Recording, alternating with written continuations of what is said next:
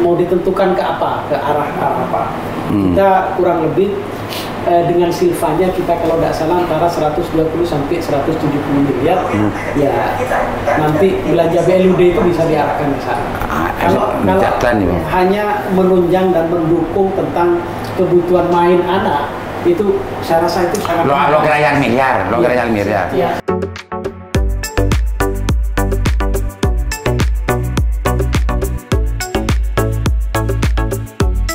Assalamualaikum warahmatullahi wabarakatuh. Kembali berjumpa dengan saya Leman Haris di acara Haisam Rabu.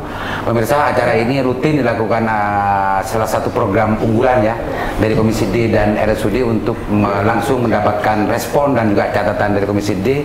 Tidak hanya di hearing gitu ya, tapi di sini awalnya ke direksi, hari ini ke karu-karu. Makanya hari ini agak lengkap gitu ya. yang diundang hari ini beberapa karu, langsung 2 karu yang diundang untuk memberikan masukan langsung dari Komisi D yang tugasnya memang untuk mengawasi dan memberikan masukan. Assalamualaikum Bu. Waalaikumsalam. Bu Kromia. Bukan, dipanggil Burum, Pak. Burum. Ya. Burum. Bu, assalamualaikum Bu. Di karu napa Mbean? Karu Melati, Pak. Melati. Karu neonatus. Untuk apa itu? Perawatan bayi. Bayi. Ya. Kalau Ibu? Ruang anak. Ruang anak. Bayi, anak gitu ya. Kalau Pak Ketua nggak usah saya perkenalkan karena sudah rutin menjadi narasumber di sini. Meskipun saya tidak perkenal pasti sudah kenal semuanya. Dinda, assalamualaikum. Perkenalkan Dinda. Perkenalkan, nama saya Muhammad Islahuddin dari Komisi D. Zaudin. Islahuddin. Karena saya sendiri baru kali ini ketemu Pak Dinda ya. Islahuddin selama ini belum pernah kesini dan insya Allah hari ini akan berikan masukan terhadap bagaimana pelayanan kesehatan di Kabupaten Bangkalan. Assalamualaikum Dinda. Waalaikumsalam. Kalau ini saya sudah sering ketemu, tapi alhamdulillah hari ini ketemu lagi.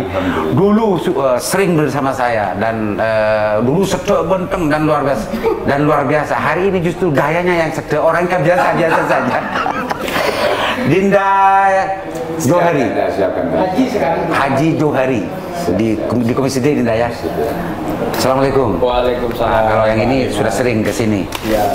Dan insya Allah nanti akan juga memberikan masukannya. Bu, Burum. Lagi? Apa istilah karunya? Melati. Karu Melati. Di Karu Melati itu melayani tentang masalah apa saja, Bu? Di Melati itu melayani bayi-bayi yang mengalami keluhan seperti sesak, ikerik atau kuning, kekuningan pada bayi. Kebanyakan sesaknya Bapak. Terus ada kelainan bawaan. Artinya setelah ada persalinan pasti ke ruangnya Ibu. Ya.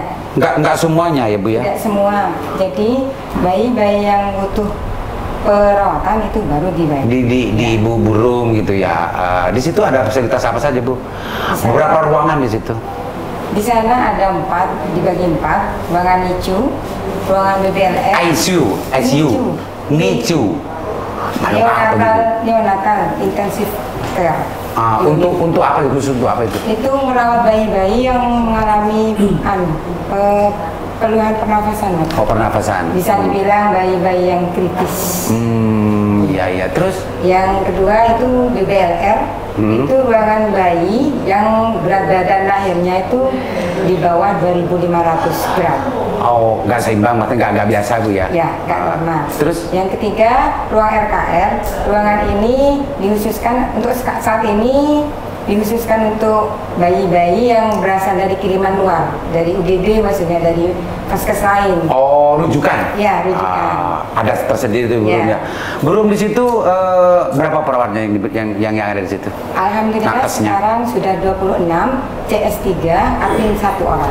26? Ya. 26. Dan berapa ruangan di sana bednya? 3 tadi ya? 3, ada 4 atau yang lain. 4 ruangan. 4 ruangan.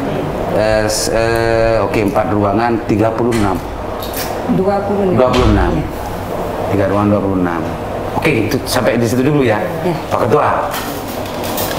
Ini kan banyak orang yang tidak ngerti Pak Ketua terkait dengan urusan ruangan Milatus istilah. Neonatus. Saya sendiri masih belum familiar. Neonatus. ada 26 perawat dan itu hanya untuk melayani bayi yang bermasalah lo ya, dengan berbagai permasalahannya. Itu pernah nggak Pak Ketua melihat atau mendapat keluhan dari masyarakat terkait urusan pada bayi? Baik, terima kasih Pak Bang Liman ya. Saya memang ini tidak pernah memberikan masukan menyoroti tentang masalah di neonatus ya. Neonatus. Ya, padahal memang banyak sekali persoalan di sini. Pertama, masyarakat Bangkalan ini masih belum 100% mengerti bahwa bersalin itu harus ke bidan, ke dokter, ke rumah sakit, bahkan ke tempat-tempat fasilitas kesehatan. Banyak yang masih lahir di dukun. Ini yang menjadi persoalan. Ketika lahir di dukun, maka kalau tidak ada persoalan tidak ada apa-apa. Namun ketika sudah terjadi kelainan pada bayi, maka mau dikirimlah ke rumah sakit. Dan ini jadi problem tersendiri secara administrasi di rumah sakit. Nah, persoalan-persoalan seperti ini tugas bidan, tugas puskesmas untuk menjelaskan bahwa ayo kita lahir ke bidan, ayo kita lahir ke puskesmas, dan kalau perlu dirujuk ke rumah sakit. Khawatir ada persoalan pada bayi, misalnya bayinya pernapasannya tidak bagus, jantungnya tidak bagus, dan lain sebagainya. Yang pertama. Yang kedua, seringkali ini jadi persoalan. Ibu melahirkan di rumah sakit swasta dalam keadaan tidak pakai umum misalnya. Ketika ada persoalan bayinya harus dirawat khusus dan fasilitasnya hanya ada di rumah sakit, maka otomatis ini kan harus harus umum juga, dan bayinya harus pakai AC misalnya. Ini kadang menjadi persoalan. Apakah ini sudah selesai urusan administrasi seperti ini? Tapi kami sering menemukan seperti hal-hal seperti ini. Yang ketiga, Pak, ini masyarakat sering juga tidak mengerti ketika sudah lahir tetapi anaknya dalam kondisi tidak normal, ibunya kan pulang. Nah, anaknya ditinggal. Nah, ini orang desa masih tidak tahu bahwa mestinya kalau orang lahir itu pulangnya bareng. Jadi masalah itu ya. Ini juga jadi persoalan, ini harus dijelaskan masyarakat ya. Oke, Burung. Ini kita menarik ini. Ada kasus, mungkin karena memang ini ketua komisi sering mendapat keluhan, dan saya yakin itu terjadi ketika status pasien itu pakai pasien umum gitu ya, sehingga ada kelainan, ada persoalan dengan bayi karena di vaskes umumnya itu tidak ada fasilitas yang bisa untuk menangani, ini masuk ke sini. Pernah nggak ada kasus semacam itu? Kasus semacam ini 1/1000 Bapak. Ya. 1/1000 ya. 1/1000. Ya, alhamdulillah kebijaksanaan dari manajemen ini yang membantu bayi-bayi ini. Tapi pernah di sini? Pernah. Apa solusinya di situ? Saya konsulkan ke manajemen. Ya. Lalu dipermudah dan bisa mengakses UHC. Iya, kalau selama UHC ini alhamdulillah tidak ada seperti itu Bapak. Sebelum ada UHC itu pernah terjadi. Selama UHC ini alhamdulillah lancar Bapak, walaupun kirimannya. Ya. Ini karena memang salah satu bentuk dari bagaimana kekurangan pengertian masyarakat kan itu ya. Tapi itu akan menjadi persoalan juga ketika nanti ada lagi. Tapi jangan diharap ya. Iya. Belum. Itu kan tugasnya Burung untuk bagaimana tidak boleh menolak pasien kan sebetulnya, bagaimanapun keadaannya. Barangkali ada catatan yang lain Dinda atau sampean terkait dengan urusan masalah pelayanan kebayian? Ada pernah kalau di pusat kemarin itu sempat viral. Salah sampai itu aja Bu. Sampai itu gitu. Atau barangkali ada hal lain yang ingin disampaikan ke khusus pelayanan bayi, karena kemarin itu kan dengan nifas ya Pak Ketua ya, dengan Pak Ketua kan nifas ini anak ini bayi ini anak ini beda lagi Pak Ketua. Ini kan bingung. Mon gelek katanya Pak Ketua itu ketika bicara masalah di desa dukun, dari salinan, dari persalinan, dari bayi, dari anak, kan 3 in 1 itu kan. Kalau di sini kan beda-beda, Kak. Yang bertanggung jawab beda. Ada yang ingin diberikan catatan atau masukan, Pak Bos? Pak Johari? Kalau terkait masalah urusan bayi, itu lebih kepada bersalinnya kebutuhan masyarakat itu. Artinya masyarakat ini banyak dalam artian bahwa ketika mau bersalin di rumah sakit ini mengadu terkait masalah tidak bisa ditungguin, khawatir, dan itu memang perlu saya alami sendiri. Ketika istri saya melahirkan, pernah pendarahan di sini. Itu memang ada kekhawatiran, istri saya itu bilang ketika tidak boleh didampingi. Jadi kekhawatiran itu bisa menyebabkan bahwa ketika orang mau melahirkan itu, ketika takut, itu ada senyanding yang ada senyanding. Itu kekhawatiran itu memang beralasan gitu loh. Karena setidaknya ada suami yang boleh masuk.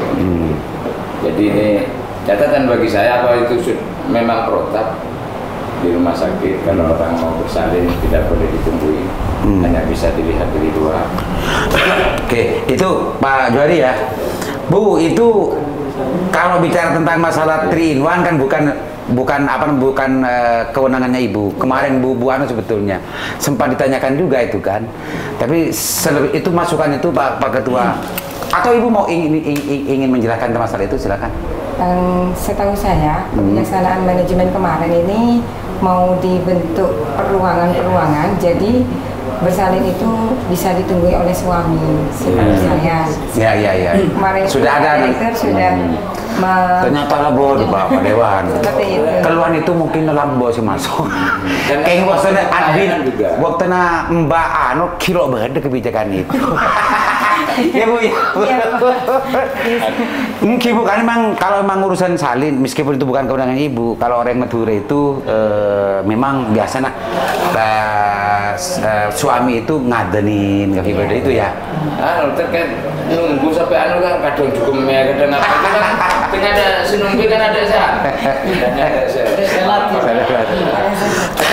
Oke, informasinya sudah. Tapi kemarin sudah dibahas itu Pak Dewan dan memang permintaannya itu, keluhannya juga itu. Artinya bukan sengit, tapi memang lebih kinugui sekali. Tapi itu bukan kewenangannya Burung. Burung ini setelah itu sebetulnya. Kalau di Burungnya ini hampir tidak bayi. Jadi masalah di Burung ini kan masalah bayi yang setelah lahir. Ketika ada masalah. Beri catatan Pak Dewan Bola untuk masalah unsur perbayian ini. Selama selama pengalaman saya, alhamdulillah ada ya? Belum ada. Cuman saya pengen tahu masalah terberat yang pernah dihadapi Burung apa Bu? Permasalahan yang datang dari masyarakat di ruangan ini, Neonatus nih. Neonatus. Ketika keluarga ibu bapak bayi diberi penjelasan oleh dokter tidak mengerti, itu yang menjadi PR kita. Iya, soalnya kan bayi ini memang tidak ditungguin. Karena terkait infeksi. Pada berarti ya. Pada selalu begini ya. Iya, di ruang bayi ini kan bayi itu kan rentan terkena infeksi.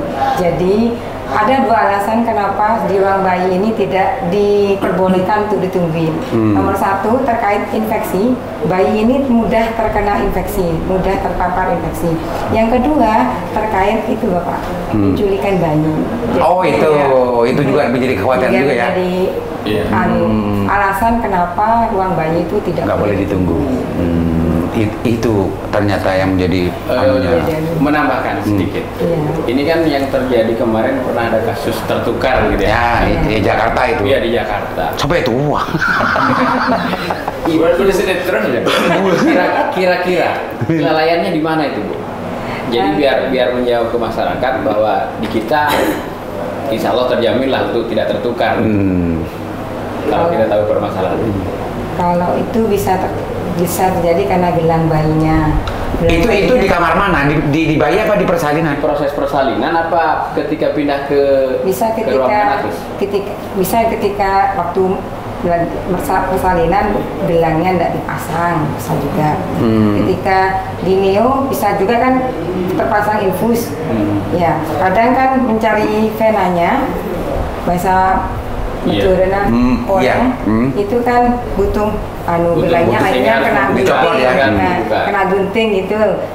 Itu akhirnya lupa kan tidak dipasang gelang lagi, bisa seperti itu. Apa solusinya harus ada CCTV di ruangan biar nggak ketukar? Sudah ada CCTV. Oh, sudah ada. Oh, artinya antisipasi itu sudah ada berarti Ibu ya? Di kamar bersalin pun sudah ada juga di waktu SC kan gitu ya. Dan ini juga kan dalam artian bahwa ketika ada kejadian yang tidak diinginkan, bayi mati pas waktu ada di pelayanan ibu, kalau nggak ada CCTV-nya bisa jadi disangka di ini. Disangka di. Ya. Kira itu. Jadi kalau ada Tapi dari bebadan itu, Ya. aslinya kan latinin. Oke, itu Bu. Pas Dinda Islah, barangkali ada yang mau catatan terkait masalah itu. Artinya deku bilang rajin sampai Anda bisa nelpon burungnya Bu. Bisa ngos. Tangannya pas sedaki Bu. Berapa itu Dinda? Mudah-mudahan Bu di sini apa pelayanannya udah bagus masalah bayi. Karena saya waktu itu Testimoni ya? saya itu ada masuk sini, dia itu kritis ya. Oh anak bermasalah dengan bayi kritis. Dia awalnya periksa di Surabaya. Jadi itu di Surabaya kata dokternya tidak ada masalah. Pulang setelah itu nangis terus. Saya bingung, jadi suruh saya bawa ke rumah sakit aja ke UGD. Dibawa ke sini. Ternyata bayi itu kritis. Langsung langsung ke DIGD, biasa langsung diarahkan ke ibu ya. Kan ke ibu itu. Dan terurai Dinda. Tidak meninggal juga akhirnya. Karena udah terlalu lama yang kritis itu dari pagi.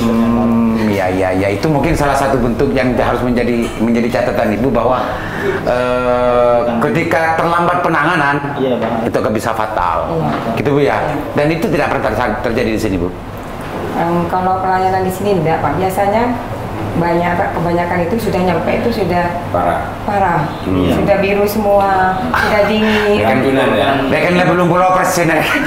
Ya paling tinggal 80% sudah Pak kan apa Mungkin karena kesalahan dokternya ini. Iya itu yang di sana mungkin. Burum sebelum Burum selesai itu ya.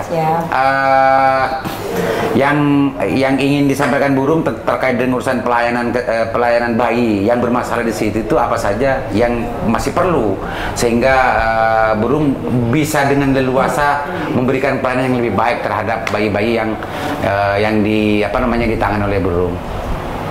Kurang apa di situ? Apa sudah lemari dengan udah sampurna?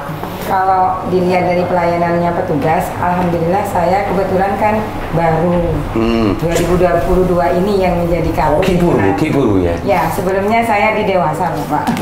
Baru 2022 ini saya menjadi karo di Melati. Alhamdulillah kalau dilihat dari perkembangannya petugasnya sudah jauh Pak dibanding dulu.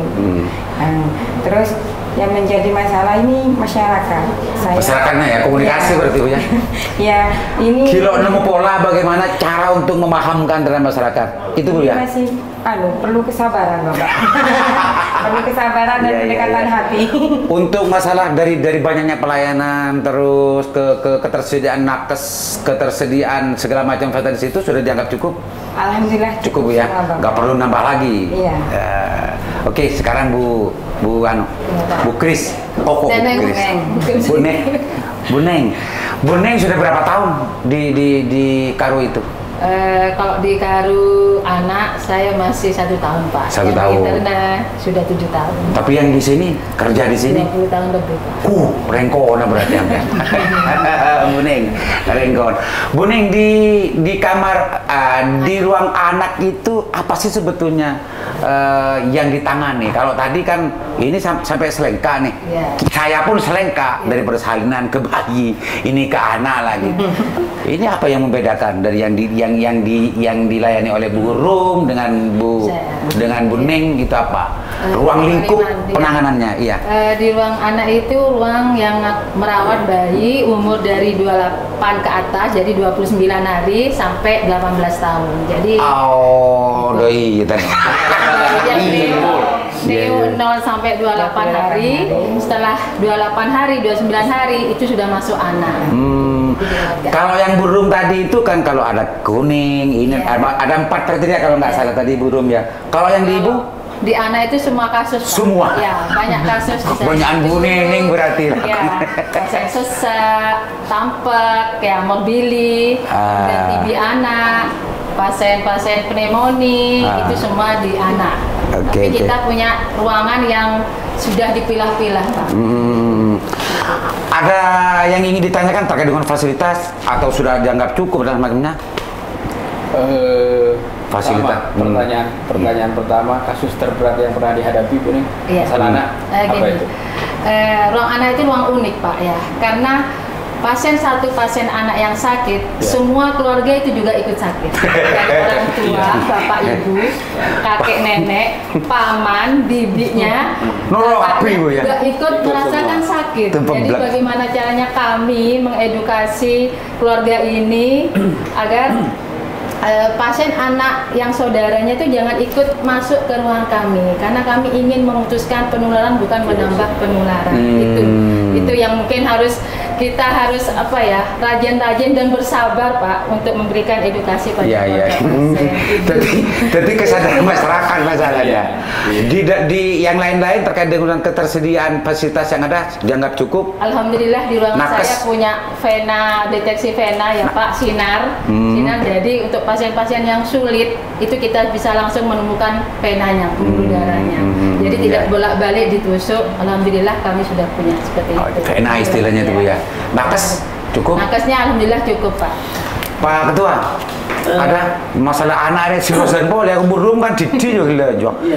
Lah kena nakesnya yang 6 ekor. Si cek didi are banyak are. Bu Neneng are banyak. Silakan Pak Ketua. 2 hari yang lalu Pak Direktur bersama timnya itu melakukan RDP dengan kami terkait APBD 2024. Kami 2 minggu yang lalu sempat menjenguk sidak maksudnya anaknya keluarga di rumah sakit RKZ Surabaya. Jadi di ruangan anak di RKZ itu ada semacam lapangan kecil di tengah-tengah, kemudian kamar-kamar itu ada di pinggir. Itu fasilitas untuk anak bermain, itu lengkap Pak. Maka RKZ ya? Iya, di rumah sakit Kristen yang di Surabaya. Artinya belajar itu tidak perlu harus dan wajib belajar ke hanya referensi orang Islam saja, orang Kristen pun kalau baik kita ikuti. Jadi saya melihat di sana itu layak untuk jadi referensi dalam rangka pengembangan pembangunan. Jadi pengembangan di ruang anak ya? Di ruang anak. Jadi anak sebelum tuntas sakitnya saja itu sudah bisa bermain. Dan itu sudah ada di ruangan. Ya. Ibu Bu Nining ini nanti bisa main-main kalau belum studi banding ya ke RKZ itu luar biasa. Jadi kalau di undang-undang di Perda tentang kota layak anak KLA ya itu sangat mendukung sekali tentang ramah anak itu luar biasa. Menarik. Jadi kami berharap manajemen agar orientasi pembangunan rumah sakit itu harus memang disesuaikan dengan keadaan dan lingkungan. Dan sekarang gitu ya. Bu, ini menarik Bu. Iya, terpikir nggak itu? Sudah saya terpikirkan saat proses itu, karena kami anak itu ingin memberikan memberikan keceriaan buat anak. Jadi dia walaupun dia sakit, tapi tetap memberikan keceriaan dan rasa nyaman pada anak. Jadi dia sewaktu dia pulang, dia sudah bisa beradaptasi dengan keluarga yang lain. Di ruang anak itu lantai 2 itu ya? Lantai 3. Oh lantai 3. Ya. Kalau dari konsep yang diceritakan oleh Pak Ketua itu memungkinkan nggak ruangan dan PIS di sana? Insya Allah memungkinkan. Masih memungkinkan? Ya, Wah tinggal kebijakan ya, deh Ibu. Sudah kami set Pak untuk satu ruangan ini, satu ruangan. Oh ternyata sudah terpikir Pak Ketua. Menambah ya. Sip. Pak, tambah sedikit. Ya, silakan. Ini mumpung skema anggaran 2024 sedang dalam proses penggodokan, pembahasan ya. Dan mau ditentukan ke apa, ke arah apa. Kita kurang lebih dengan silvanya kita kalau tidak salah antara 120 sampai 170 miliar. Ya nanti belanja BLUD itu bisa diarahkan ke sana.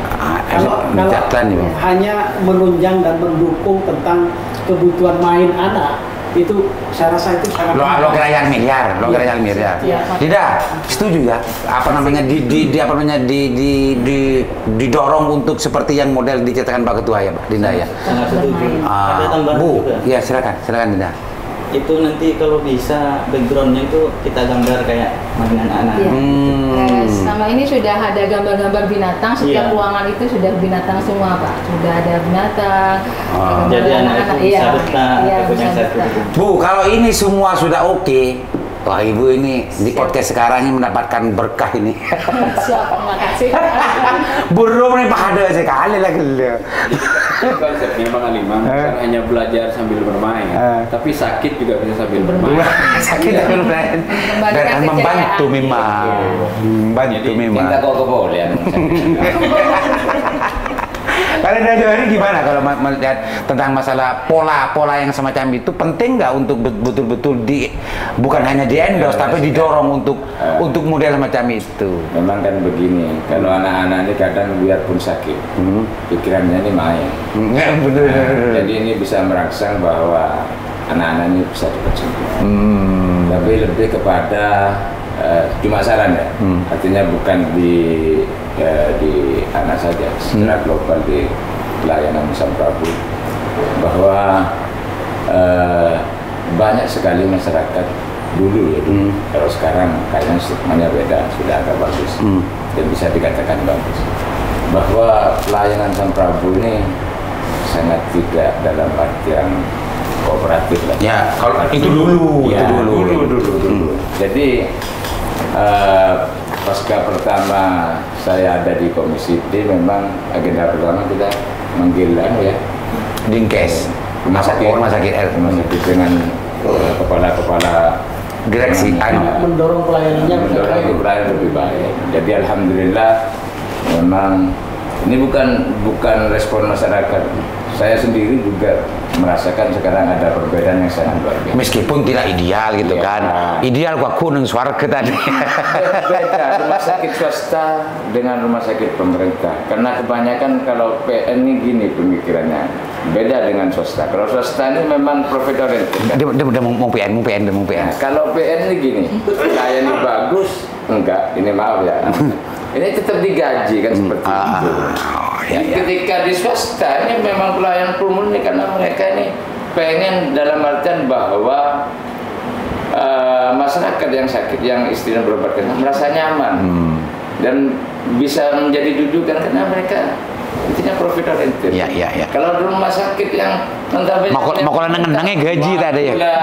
Nengenangnya gaji kan seperti itu. Jadi ini bisa menjadi acuan kita bahwa tetap ini memang punya pemerintah harus dikelola secara profesional. PN atau tidak PN digaji atau dalam artian harus tetap pelayanan. Dan itu sekarang sudah mulai berjalan ke arah itu kan, alhamdulillah ya. Kalau jenengan kita Komisi D ya. Jadi kan lagi hari masuk Komisi D, Pak Genteng kan. Oke. Tidak, barangkali ada catatan terkait dengan urusan masalah anak selain daripada tadi itu sebetulnya Bu Nining itu full terus atau berapa persen melayani pasien di situ? Kami punya 46 TT ya Pak. Untuk tahun ini memang pasien melandai. Alhamdulillah anak Bangkalan itu banyak yang sehat. Alhamdulillah. Kalau yang tahun kemarin kita sempat merawat 60 pasien dari 46 TT. Jadi sempat ada di sempat alhamdulillah sekarang ini melandai. Alhamdulillah. Paling banyak rata-rata sakitnya pasien batuk, pilek, sesek Pak. Iya, karena cuaca suhu. Iya. Ada catatan lagi sih, Cukup ya. Bu, kalau saya tanya Pak Ketua langsung dibagi. yang terakhir saya ucapkan terima kasih terhadap pemerintah Kabupaten Bangka yang sudah bisa melaksanakan program pemerintah pusat berupa UHASI. Jadi seandainya kita tidak bisa melaksanakan UHASI, pemerintah ini tidak mampu misalnya secara finansial, betapa susahnya masyarakat ketika anaknya masuk ICU. Ya. Anak kecil masuk ICU per hari kita harus bayar anggap 1 juta misalnya lebih dari itu. Kemudian kita tidak bisa memprediksi berapa hari harus di ICU. Ini sudah sangat membantu dan luar biasa. Kami bahkan selalu menemukan kondisi seperti itu. Dan dan saya yakin Bu Nining, Bu Rum, kemudian Pak Tuti dan Pak Bu Anies ini hampir insya Allah tidak pernah tidak ditelepon oleh saya. Dan saya terima kasih kepada semua nakes, terutama kepada Karu semuanya ini. Ini quick responnya luar biasa. Quick responnya ya. Ya, mudah-mudahan tidak hanya itu sejak Dinda Johari masuk Komisi D. Catat Salah itu. satunya ya. Karena kita aktif mendorong. Meskipun jarang masuk, tapi barokahnya berjalan. Dan masuk ke kantor. Iya. Tidak hanya quick respon itu berlaku pada ketua komisi, tetapi juga kepada masyarakat, semua ya. Masyarakat, khususnya masyarakat Kabupaten Bangka. Demikian, Bang. Oke, kalau seperti itu ada hal lain yang ingin disampaikan, Bro? Bu Nining, cukup ya.